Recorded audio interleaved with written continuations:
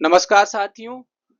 NTA UGC net की हमारी चौथी क्लास है और ये क्लास बाकी सभी पीएसयू एग्जाम्स के लिए भी वेलफेयर है। पहले की 3 क्लास हो चुकी हैं, वो आप डिस्क्रिप्शन में देख सकते हैं।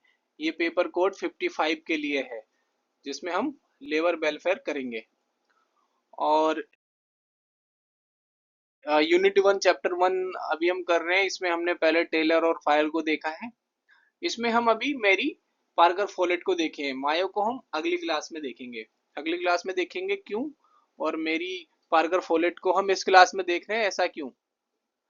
मैरी पार्कर फोलेट, अगर हम इनका एरा देखेंगे तो ये आती तो क्लासिकल थिंकर के एरा में है, लेकिन इनकी सोच, जो इनकी थिंकिंग थी और जो इन्होंने अपनी अपना जो थॉट दिया है मैनेजमेंट, वो बहुत समय से, इनके समय से बहुत आगे की इनकी सोच थी। तो ये आती है न्यू क्लासिकल एरा में। इनको हम मदर ऑफ मॉडर्न मैनेजमेंट भी कहते हैं। इनका नाम था मैरी पार्कर फोलेट। ये एक अमेरिकन कंसल्ट और सोशल वर्कर थी। तो वहां पे इन्होंने कंसल्टिंग करी अमेरिका में, और सोशल जो इनका वर्क था वो भी करा।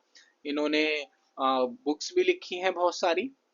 कुछ बुक्स जो यहाँ पे दी हुई हैं, ये फैक्चुअल क्वेश्चन में पेपर में आ सकती हैं। The speaker of the house of representative, the new state, creative experience, dynamic administration, काफी पॉपुलर बुक्स हैं इनकी।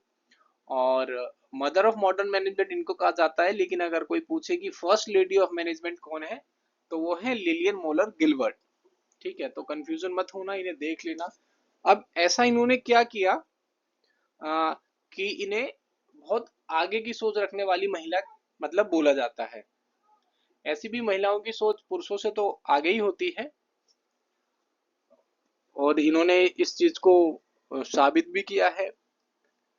इनकी जो भी सोच थी या जो इन्होंने प्रिंसिपल दिए, उन्हें हम देखते हैं। लेकिन इनमें से कुछ इनकी बहुत अच्छी फेमस जो इन्होंने कोट करी हैं, जो इन्होंने बातें बोली हैं, उनमें से एक ये है कि जो लीडर्स है उसका क्या काम है, उसका काम है और नए लीडर्स बनाना।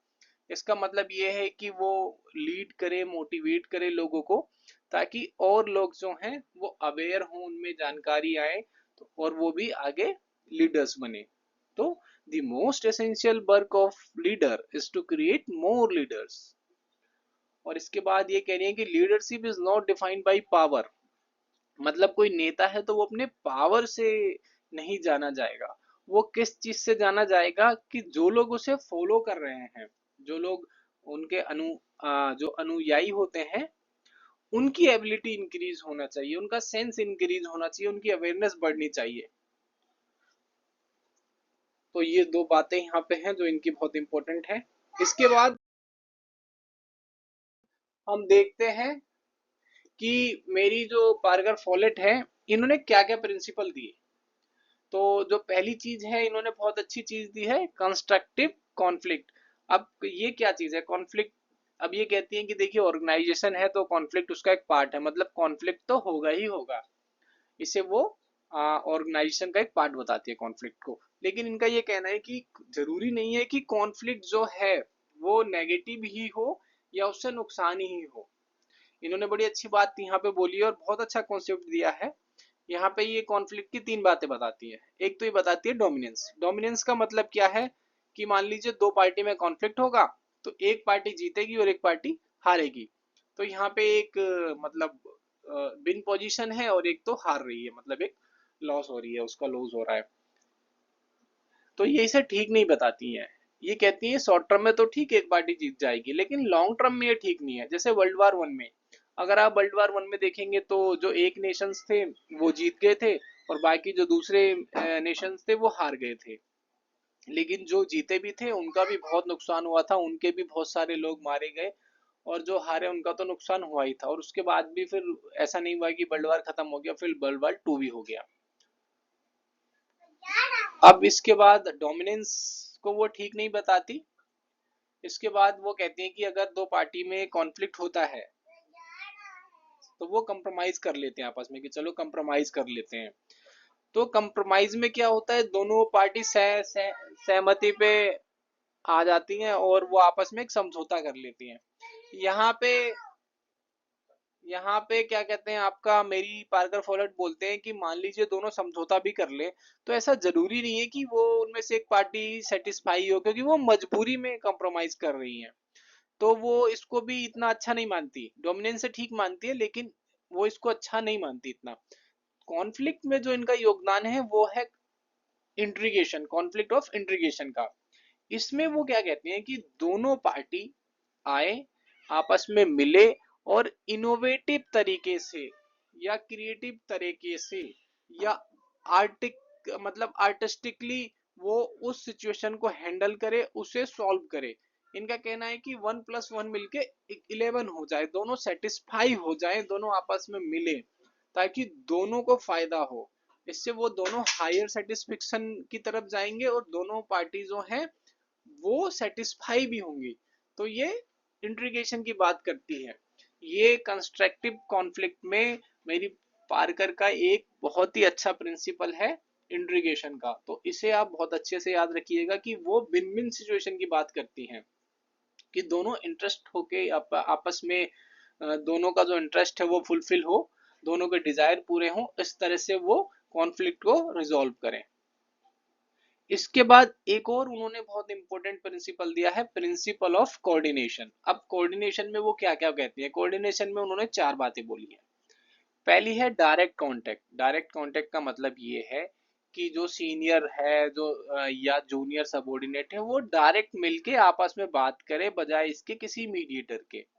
आप डायरेक्ट बात करेंगे तो बहुत बार क्या होता है ऑर्गेनाइजेशन में, किसी काम को लेके रूमर हो जाता है, किसी व्यक्ति को लेके रूमर हो जाता है, झूठ फैला देते हैं, या अगर आप इनडायरेक्टली पूछेंगे तो हो सकता है कोई काम सही से पता ना चले किसी काम के बारे में या किसी व्यक्ति के बारे में। लेकिन अगर आप डायरेक्ट बात करेंगे तो किसी भी तरह का कोई कंफ्यूजन नहीं होगा। तो ये कहते हैं कि कोऑर्डिनेशन के लिए अच्छा है कि आप डायरेक्ट कांटेक्ट करें। इसके लिए वो कहते हैं कि आप रेगुलर मीटिंग भी कर सकते हैं। तो ये डायरेक्ट कांटेक्ट की बात करती है।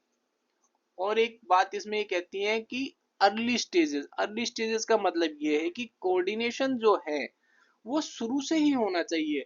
जब आप प्लान कर रहे हैं, प्लानिंग कर रहे हैं, तो वहीं से कोऑर्डिनेशन होना चाहिए और हर लेवल पे आप कोऑर्डिनेशन को बिठा दो।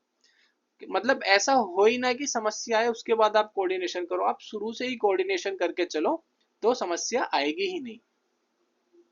इसके बाद जो तीसरा कॉन्सेप्ट है इनका वो है रेसिप्रोकल रिलेशनशिप। अब रेसिप्रोकल रिलेशनशिप क्या है, इनका कहना है कि अगर आप एक ऑर्गेनाइजेशन में कोई डिसीजन लेते हैं तो उस डिसीजन का जो इम्पैक्ट है वो ऑर्गेनाइजेशन में हर जगह पड़ेगा, ऊपर से लेके नीचे तक पड़ेगा और वो सबको इफेक्ट करेगा। तो इसलिए इनका कहना है कि जब भी आप कोई डिसीजन ले तो वो बहुत सोच समझ के ले पहला तो, और दूसरा वो लोगों से, जो उनसे जुड़े हुए लोग हैं उनसे फैसला करके, उनसे राय मशवरा करके उसके बाद ले, ताकि किसी को भी नेगेटिव जो इसका इम्पैक्ट हो वो ना हो। अब चौथी बात है कंटिन्यूस प्रोसेस। कंटिन्यूस प्रोसेस का मतलब यह है कि जो कोऑर्डिनेशन है वो एक कंटिन्यूस प्रोसेस है। ऐसा नहीं है कि एक बार आपने कोऑर्डिनेशन कर दिया उसके बाद आप भूल गए, ऐसा नहीं है। कोऑर्डिनेशन हर स्टेज पे होना चाहिए, चाहे वो प्लानिंग हो, चाहे वो कंट्रोलिंग हो, हर लेवल पे कोऑर्डिनेशन होना चाहिए और ये कंटिन्यूस होना चाहिए। तो ये 4 जो चीजें हैं प्रिंसिपल ऑफ कोऑर्डिनेशन की हैं और बहुत इंपॉर्टेंट है, आप इसे जरूर से याद कर लीजिएगा।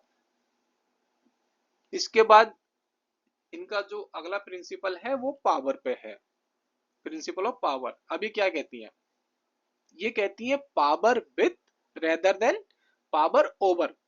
इसका मतलब ये है, पावर ओवर का मतलब ये है कि एक सीनियर ऑर्गेनाइजेशन में, एक सीनियर है अपने जूनियर पे पावर दिखा रहा है कि मैं तो भाई मतलब सीनियर हूँ और तुझे तो मेरी बात माननी पड़ेगी क्योंकि मैं सीनियर हूँ। इस तरह से उसे डराता है, उसे धमकाता है, मैं ये कर दूंगा वो मैं कर दूंगा। तो वो कहते हैं कि ये चीज अच्छी नहीं है।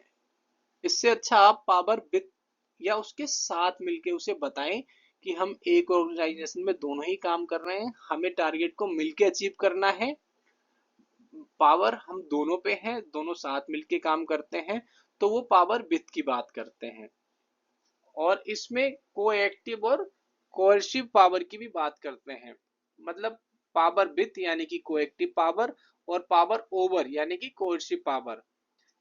तो ये कहते हैं कि कोर्सिव पावर में वही है कि वो एक दूसरे को धमका रहे हैं या नेगेटिव तरीके से काम कर रहे हैं, ये अच्छा नहीं है, इससे अच्छा हम मिल के काम करते हैं, कोएक्टिव।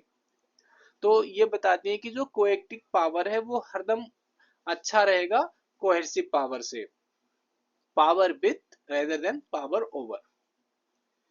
इसके बाद ये बात करती हैं कंट्रोल की।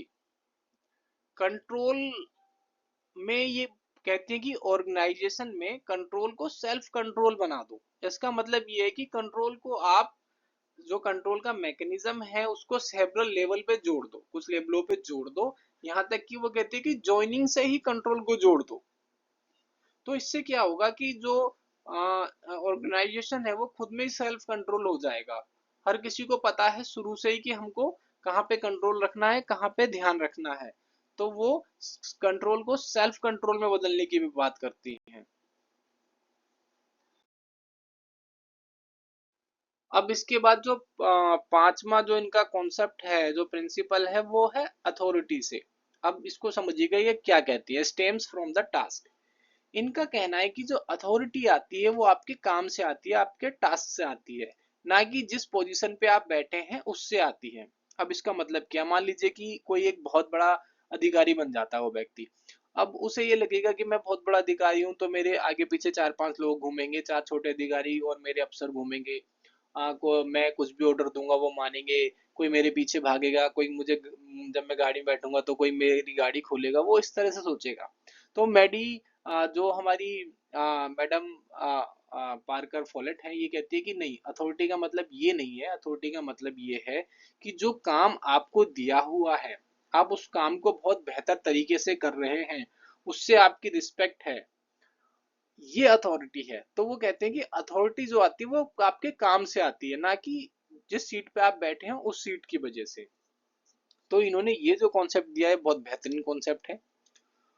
आपको, अगर आप अधिकारी बन रहे हैं तो ऐसा नहीं है कि बाकी लोग छोटे हो जाते हैं। आप अधिकारी बन रहे हैं क्योंकि आपको एक महत्वपूर्ण काम दिया गया है, आपको उस काम को अच्छे से करना है, आपको सबको साथ लेके काम करना है। इसके बाद मैडम जो हमारी मैडम मैरी पार्कर फॉलेट हैं, इन्होंने जो अगला कॉन्सेप्ट दिया वो डेमोक्रेसी का कॉन्सेप्ट दिया। डेमोक्रेसी का मतलब है कि पार्टिसिपेशन हो, सबको मतलब जो भी आपके एम्प्लॉयज हैं उनसे आप बात करके कुछ फैसला ले सकते हैं, उनका पार्टिसिपेशन भी इसमें कर सकते हैं। ये डेमोक्रेसी की बात करते हैं। यही पार्टिसिपेशन की बात आपको, आपने पिछली क्लास में पढ़ा होगा कि हेनरी फाइल साहब ने भी करी थी। अब इसके बाद आते हैं लीडरशिप। लीडरशिप में भी इन्होंने लीडरशिप को 3 अलग कैटेगरी में बताया है। एक तो इन्होंने बोला है कि leadership of position. Leadership of position में ये कहते हैं कि कोई लीडर क्यों है, क्योंकि उसे वो पोजीशन मिली हुई। कहने का मतलब है आप किसी को भी किसी कुर्सी पे बिठा दो तो वो लीडर हो जाएगा। पहली चीज मतलब आप किसी को भी, चाहे उसमें क्वालिटी हो या ना हो, अगर आप उसे कुर्सी पे बिठा देते हो तो वो लीडर हो जाएगा। तो ये पोजीशन से लीडरशिप आ गई उसमें। अब वो अच्छा काम करे या बुरा काम करे वो तो बात की बात है। और दूसरी बात ये पर्सनैलिटी की करती है। ये कहती है कि अगर किसी की पर्सनैलिटी बहुत फोर्सफुल है तो ये भी एक तरह की लीडरशिप है। और तीसरी बात करती है लीडरशिप और फंक्शन की।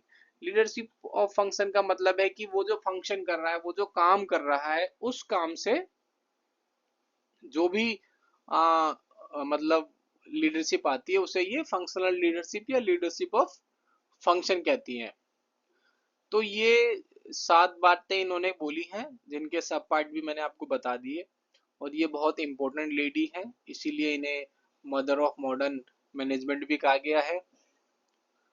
तो इस क्लास में हम इतना ही रखते हैं, बाकी का हम अगली क्लास में मिलेंगे।